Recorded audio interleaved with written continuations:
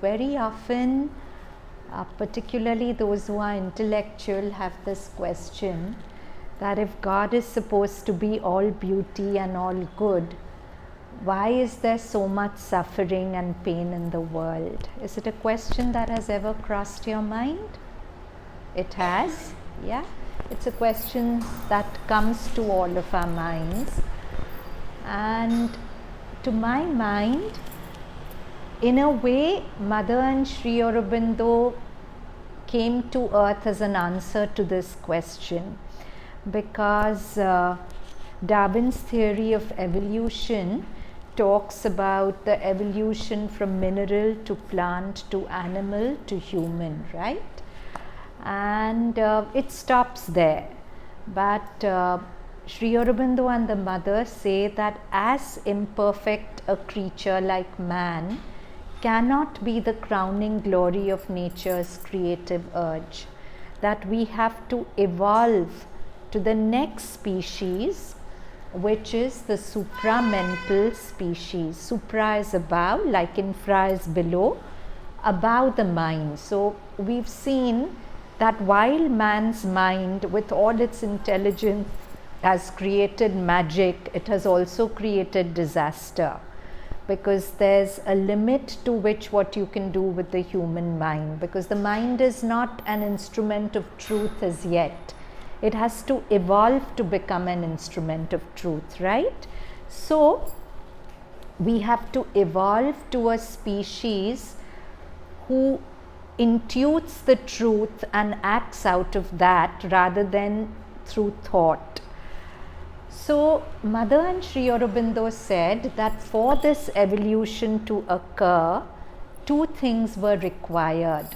One was man's conscious collaboration with nature, like a monkey didn't have to do anything to become a man. It just happened as a process. But this leap from man to the superman is such a huge leap in evolution that man needs to consciously collaborate with nature. And this conscious collaboration is what Sri Aurobindo's whole integral yoga is about. That's one aspect.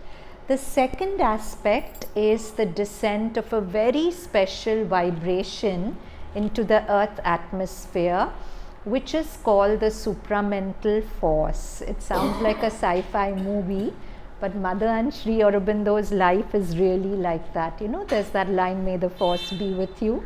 Well, actually it's like that. This evolution would not be possible till a very special force called the supramental force descended into the earth. And Mother and Sri Aurobindo worked day and night. In fact, after Mother joined him, Sri Aurobindo retired to his room and didn't come out of his room for decades except on darshan days.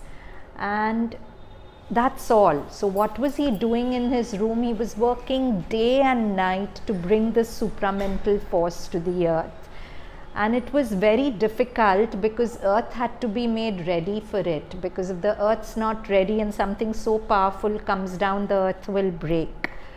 And finally in 1950, just before that, he indicated to the Mother that there's too much resistance in human beings, and one of us will have to leave the body in order to bring down the light.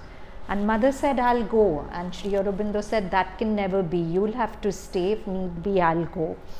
So in 1950, when he left his body, we did see, we all know this, but there was actually a golden glow around his body, which lay people like you and me could see. And then that glow stayed for 4 days, and finally he was put into the samadhi.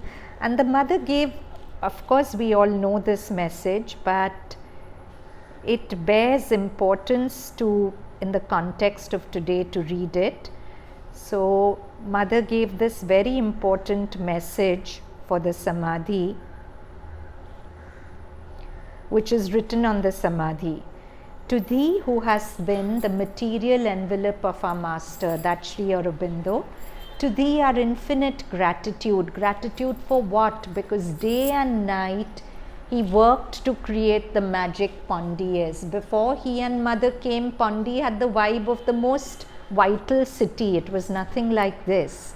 What it is now is because all the work mother and Sri Aurobindo did, Sri Aurobindo quietly in his cave of tapasya, which was his room.